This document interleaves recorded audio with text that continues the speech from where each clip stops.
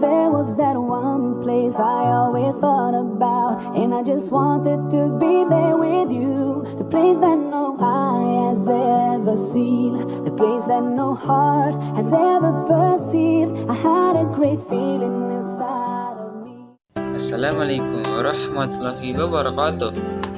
Perkenalkan, nama saya Midin, saya dari kelas B dengan NIM 1423023. Jadi pada hari ini saya akan membuat video yaitu mata kuliah pembelajaran kelas rangkap yang diampu oleh dosen Putri Hasanah Kamila SPD MCA. Jadi untuk mempersingkat waktu, langsung saja pada materinya.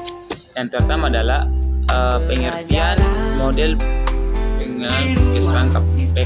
PKR adalah pendekatan pembelajaran di mana seorang guru mengajar dua atau lebih tingkatan kelas secara bersamaan dalam satu atau beberapa ruang kelas.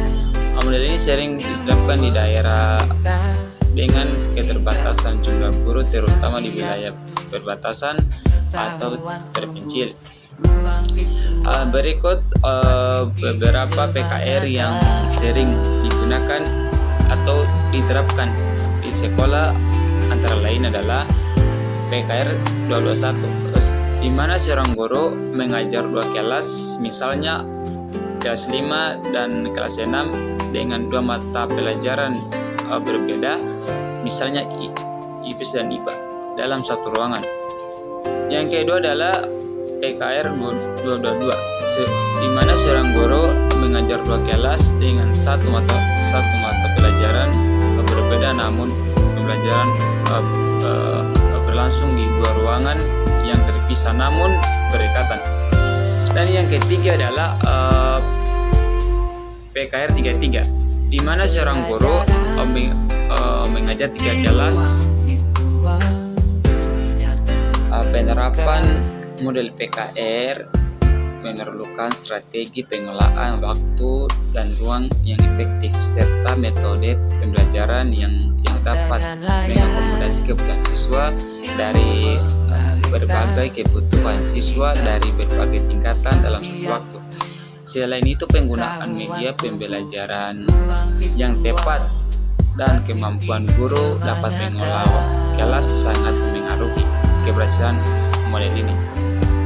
Berikutnya, dengan penerapan model PKR yang tepat diharapkan kualitas pendidikan dapat tetap terjaga meskipun terdapat keterbatasan sumber daya pembelajaran. Model pengelolaan kelas rangkap PKR memiliki beberapa keunggulan dan kelemahan yang perlu dipertimbangkan dalam penerapannya. Berikut keunggulan model PKR. Yang pertama, efisien pengelolaan sumber daya. PKR memungkinkan satu guru mengajar di beberapa kelas sekaligus sehingga mengatasi keterbatasan jumlah guru, terutama di daerah terpencil atau terbatas. Yang kedua adalah peningkatan kemandirian belajar siswa. Siswa didorong untuk belajar mandiri. Guru tidak dapat selalu memberikan perhatian penuh kepada setiap individu. Dan yang ketiga, pengembangan keterampilan sosial.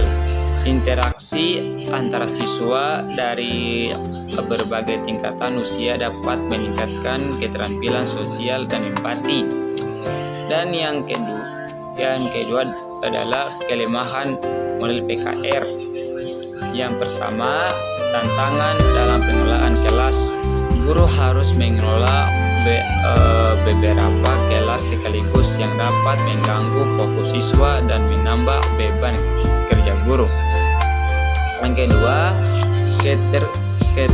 keterbatasan sumber belajar. Terdapat keterbatasan berbagai sumber belajar untuk menunjang pelaksanaan pembelajaran, terutama yang berupa buku-buku, teks, dan bahan ajar lainnya.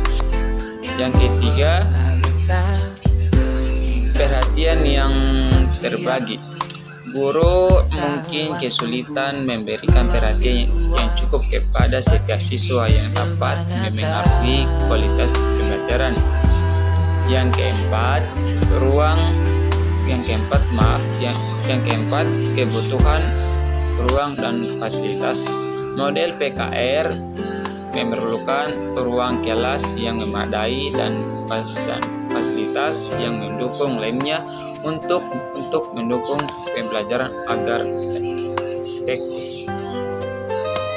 Dengan memahami keunggulan dan kelemahan tersebut, sekolah dapat mempertimbangkan penerapan model PKR yang sesuai dengan kondisi dan kebutuhan mereka, guna meningkatkan kualitas pendidikan di daerah dengan keterbatasan sumber daya.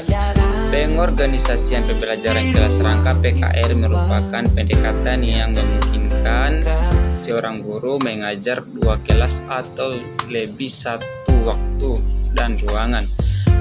Pendekatan ini sering diterapkan di daerah dengan keterbatasan jumlah guru, ruang kelas, atau jumlah siswa yang sedikit. Yang berikut adalah strategi pengorganisasian pembelajaran. Penataan ruang kelas. Mengatur ruang kelas agar mendukung interaksi antara guru dan siswa serta antar siswa. Pengelompokan siswa, membagi siswa ke dalam kelompok belajar atau pasangan untuk meningkatkan interaksi dan kolaborasi. Variasi metode pembelajaran. Menggunakan berbagai metode seperti diskusi kelompok, kerja individu, atau presentasi untuk menjaga kegiatan siswa. Pemanfaatan sumber belajar.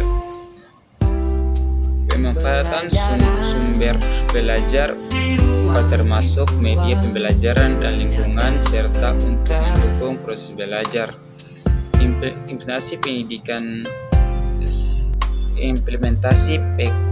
PKR memerlukan keterampilan manajemen kelas yang baik dan juga kreativitas dalam merancang pembelajaran dan kemampuan adaptasi terhadap kebutuhan siswa yang beragam. Dengan pengorganisasian yang tepat, PKR dapat meningkatkan efisiensi pembelajaran dan memberikan pengalaman belajar yang kaya bagi siswa. Beberapa faktor yang memengaruhi pengorganisasian pembelajaran kelas rangkap dalam kurung PKR meliputi yang pertama kurikulum. Kesesuaian kurikulum dengan kebutuhan siswa dan kemampuan guru dalam mengelola materi untuk berbagai tingkat kelas. Yang kedua adalah sumber daya manusia, ketersediaan dan kompetensi guru yang mampu mengajar beberapa kelas sekaligus. Yang ketiga, fasilitas dan infrastruktur, ketersediaan ruang kelas, peralatan, dan sumber belajar yang mendukung pembelajaran efektif. Yang ketiga, karakteristik siswa, keberagaman usia, latar belakang, dan kemampuan belajar siswa yang memerlukan pendekatan pengajaran yang fleksibel. Dan yang keempat, kebijakan pendidikan, kebijakan pemerintah dan manajemen sekolah terkait pengorganisasian kelas dan distribusi guru. Yang keempat, keterlibatan orang tua dan komunitas, dukungan dari orang tua dan masyarakat dalam proses pembelajaran, pelatihan dan pengembangan profesional, program pelatihan untuk meningkatkan keterampilan guru dalam mengelola PKR dengan memahami mengelola faktor-faktor tersebut dapat meningkatkan efektivitas. Memahami dan mengelola faktor-faktor tersebut dapat meningkatkan efektivitas pengorganisasian PKR dan kualitas pembelajaran bagi siswa. Lingkungan dapat menjadi sumber belajar yang efektif dalam pembelajaran kelas rangkap. Pemanfaatan lingkungan sebagai sumber belajar memiliki beberapa keuntungan, antara lain: pertama, keterlibatan siswa. Pembelajaran di luar kelas memungkinkan siswa untuk berlangsung dengan objek pembelajaran, meningkatkan pemahaman konsep melalui pengalaman nyata. Yang kedua, pengembangan keterampilan praktik. Siswa dapat mengembangkan keterampilan praktik seperti observasi, analisis, dan kerja tim saat berinteraksi dengan lingkungan sekitar. Yang ketiga, keterhubungan dengan konteks nyata. Lingkungan sekitar memberikan konteks nyata yang membantu siswa memahami relevansi materi pembelajaran dalam kehidupan sehari-hari. Contoh pemanfaatan lingkungan sebagai sumber belajar: kebun sekolah, menanam berbagai jenis tanaman untuk mempelajari biologi dan ekosistem. Yang kedua, kegiatan lapangan, mengadakan kunjungan ke lokasi sejarah atau industri untuk memperkaya pemahaman materi sosial dan ekonomi. Yang ketiga, pembuatan herbarium atau insektarium, mengumpulkan dan mengidentifikasi berbagai pertimbangan dalam memanfaatkan lingkungan sebagai sumber belajar. Yang pertama, kesesuaian dengan tujuan pembelajaran. Pastikan kegiatan di luar kelas mendukung capaian kompetensi yang diinginkan. Dan yang kedua, keamanan dan kenyamanan.